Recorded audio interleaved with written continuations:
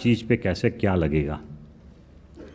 Very simple, state A, state B, state 1, state B, union territory and foreign territory, ये चार चीज़ें हैं चार कॉर्नर में, आप देखो इसको, ठीक है।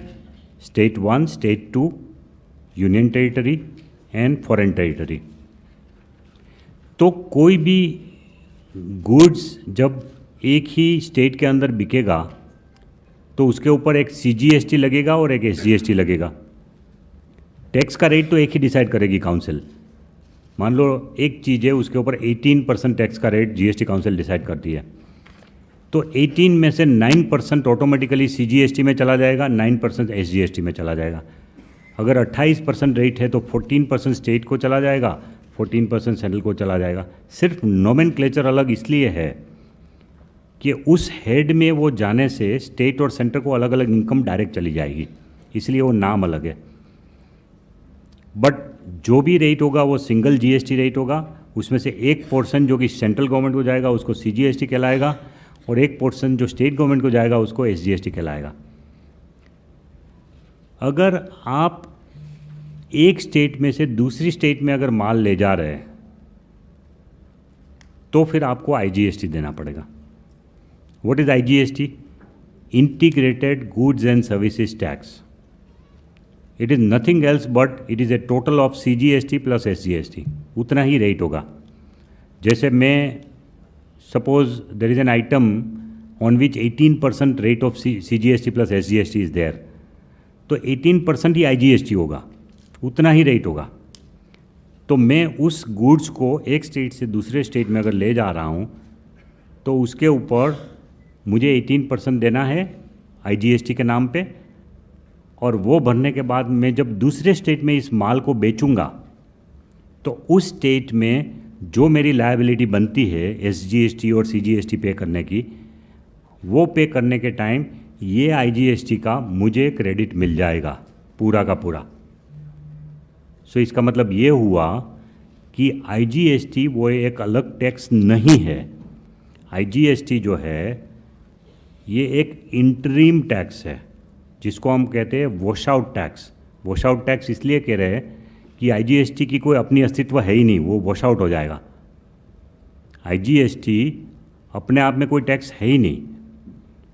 नॉर्मली IGST कौन पे करेगा? बिजनेसमैन। जब वो एक स्टेट से दूसरे स्टेट में माल शिफ्ट करेगा तब वो बिजनेसमैन पे करेगा और उसकी वो क्रेडिट ले लेगा। तो फाइनली IGST की कोई इनकम सरकार को नहीं होने वाली है। IGST की कोई अपनी इनकम सरकार को नहीं होने वाली है। इनकम जो होगी सरकार को वो CGST और SGST की ही होगी। पूरी की पूरी इनपुट टैक्स क्रेडिट ले लेगा वो IGST की, अपनी जब भी टैक्स लायबिलिटी आएगी उसके सामने। कुछ ऐसे ट्रांजैक्शन हो सकते हैं B2C ट्रांजैक्शन, जैसे दिल्ली से सपोज नॉर्थ ईस्ट नागालैंड का कोई आदमी दिल्ली में आया और दिल्ली से एक टीवी खरीद के चला गया, तो वो अगर बताएगा कि भाई मैं नागालैंड ले जा रहा हूँ, ट्रांसपोर्ट कर रहा है, अपना ट्रांसपोर्ट में अगर भेज रहा है नागालैंड, तो IGST लग के जाएगा। अगर वो बता नहीं रहा है कि मैं नागालैंड में ले जा रहा हूँ तो वो तो स्टेट का ही, दिल्ली का ही SGST और CGST लगेगा। तो उस केस में IGST जो वो पे करके नागालैंड में टीवी ले जा रहा है वो IGST की क्रेडिट कोई लेगा नहीं, लेकिन वो पड़ा रहेगा सरकार के पास। वो उसका विभाजन स्टेट और सेंटर के बीच में इक्वल हो जाएगा। अगर ऐसा कोई IGST पड़ा रहेगा सरकार में तो उसका विभाजन बट बहुत छोटी ऐसी अमाउंट होगी। नॉर्मली गुड्स का एक स्टेट में से दूसरे स्टेट में ट्रांसफ़र सिर्फ व्यापारी लोग ही करते हैं, तो व्यापारी लोग IGST पे करेंगे और उसकी क्रेडिट ले लेंगे। सो IGST में कुछ बचेगा नहीं। IGST is not a separate tax. पहले जो था CST था, central sales tax. You would be surprise कि सेंट्रल सेल्स टैक्स 2% के हिसाब से भी स्टेट की इनकम 50-60 हज़ार करोड़ है। 2% के हिसाब से भी CST की इनकम, वो 50-60 हज़ार करोड़ का पूरा बोझ कंज्यूमर के ऊपर जा रहा था, एडिशनल टैक्स जा रहा था CST का, सेंट्रल सेल्स टैक्स का, वो पूरा बोझ अब मिट जाएगा। अब IGST पे करना पड़ेगा, लेकिन IGST is a wash out tax. वो तो हम इसलिए ले रहे हैं कि भाई कुछ तो टैक्स सरकार के हाथ में आ जाए, उसके बाद वो किस स्टेट में ले जाए, जो करना है करे, लेकिन हमारे पास उतना ही टैक्स आ गया जितना हमको मिलना चाहिए, तो इधर उधर नहीं चला जाएगा। पहले ये करते थे कि CST जब बनना होता था तो सरकार को C फॉर्म भर के ये बोलता था कि भाई हम तो CST में इसको इंटरस्टेट ले जा रहे, और वो दूसरे स्टेट में माल पहुंचता ही नहीं था, उसी स्टेट में वो माल को दूसरे सिटी में उतार के उसी स्टेट में बेच देते थे विदाउट पेमेंट ऑफ टैक्सेस। तो जिस आइटम के ऊपर 14% स्टेट का टैक्स रेट था, उसके ऊपर वो 2% CST भर के छूट जाता था। अब ये नहीं होगा, अब पूरा का पूरा टैक्स उसको भरना पड़ेगा, तब वो दूसरे स्टेट में माल ले जा सकते हैं। उसके बाद उसकी जिम्मेवारी, अगर वो वहाँ पर दूसरी बार बेचता है तो जो CGST और SGST की लायबिलिटी उसको पे करने के लिए IGST यूज़ करेगा, वरना IGST तो सरकार के पास आ ही गया है। तो इस तरह का ये टैक्स है IGST। दूसरी एक विशेष बात यह है कि जब फॉरेन टेरिटरी से कोई भी माल आएगा तो IGST लगेगा। कस्टम ड्यूटी तो अलग है, custom duty is not getting merged in GST, please remember. Custom duty का जो कारोबार है वो तो अलग चलता ही रहेगा, उसको इस GST में नहीं मर्ज कर रहा है। कस्टम ड्यूटी जो है वो डोमेस्टिक इंडस्ट्री के प्रोडक्शन के लिए अलग से सरकार डालती है, वो तो रहेगा। टेरिफ जिसको बोलते हैं कस्टम टेरिफ, वो रहेगा। लेकिन कस्टम ड्यूटी के उपरांत उस कमोडिटी पे डोमेस्टिक इंडस्ट्री में GST काउंसिल ने जो भी रेट डिसाइड किया है, उतना ही रकम IGST के रूप में हम ले लेंगे उनसे। फिर अगर व्यापारी वो चीज़ को इंपोर्ट कर रहा है और फिर वो CGST SGST पे करने की लायबिलिटी आती है दोबारा जब इंडिया में सेल करेगा, तो उसमें से वो IGST का क्रेडिट उसको मिल जाएगा। लेकिन सबसे पहले तो इंपोर्ट के टाइम ही IGST लग जाएगा। अब ये सबसे महत्वपूर्ण चेंज मेकिंग इंडिया के लिए है, मैं आपको बता दूं कैसे। क्योंकि अब तक जो था वो ये था कि भाई हम एक्साइज ड्यूटी के इक्विवेलेंट CVD लगा रहे थे।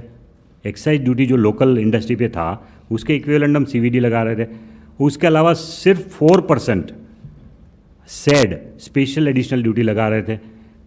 ये जो 4% SAD लगा रहे थे उसका मतलब ये था कि स्टेट गवर्नमेंट की जो वेट देनी पड़ती है लोकल इंडस्ट्री को, उसके बदले में हमने 4% SAD डाला था। अब वो 4%, वो एक्चुअली स्टेट गवर्नमेंट तो 14% रेट ले रही है वेट का, लेकिन सिर्फ 4% देने के बाद वो माल इंडिया में आ सकता था। तो अब ये नहीं होगा। डोमेस्टिक इंडस्ट्री के ऊपर जितना टैक्स का बोझ है उतना ही टैक्स का बोझ इंपोर्टेड माल के ऊपर आएगा। तो इससे मेक इन इंडिया को बल मिलेगा कि नहीं? बल मिलेगा। इससे मेक इन इंडिया को इससे बल मिलेगा। तो ये एक परफेक्ट सिस्टम हो जाएगी कि लोकल इंडस्ट्री जितना टैक्स पे कर रहा है उतना ही इंपोर्टेड वाले भी पे करे, ताकि दोनों के बीच में अंतर नहीं रहे। पहले ये था कि इंपोर्टेड माल सस्ता पड़ता था और डोमेस्टिक माल जो है वो उनको बेचारे को तकलीफ पड़ रही थी इंपोर्टेड के सामने टिकने के लिए। तो this is a very significant change that is going to be brought about IGST लगाने से इंपोर्टेड माल के ऊपर। जिस तरह से स्टेट के अंदर स्टेट GST है, उस तरह से यूनियन टेरिटरी के अंदर भी यूनियन टेरिटरी GST लगेगा। तो यूनियन टेरिटरी के अपने खर्चे चलाने के लिए जो टैक्स लगता है वो यूनियन टेरिटरी GST होगा, और वो भी इक्विवेलेंट टू स्टेट GST होगा। CGST plus union territory GST union territory में लगेगा। और उसका जब भी आप कोई एक स्टेट से दूसरे स्टेट में या एक स्टेट से दूसरी यूनियन टेरिटरी में अगर माल ले जा रहे हैं तो IGST देना पड़ेगा। इसलिए ये पिक्चोरियल जो रिप्रेजेंटेशन है उसमें एरो दिखा रहे हैं हम कि इंपोर्टेड माल आएगा तो भी IGST देना पड़ेगा, एक स्टेट से दूसरे स्टेट में जाएगा तो भी IGST देना पड़ेगा, दूसरे स्टेट से यूनियन टेरिटरी में फिर से जा रहा है तो भी IGST देना पड़ेगा। बट हर बार आपको इनपुट टैक्स क्रेडिट मिलती जाएगी इसकी, बट पूरा ट्रांजैक्शन का ट्रेल कंप्यूटर में लास्ट तक रहेगा। एक माल बनाया, वहाँ से लेके 4 स्टेट में घूमने के बाद 5वें स्टेट में अगर कंज्यूमर के पास पहुँचा तो भी इसका पूरा ऑडिट ट्रेल कंप्यूटर में रहेगा। ये इसकी बेनिफिट है GST की। Okay, next.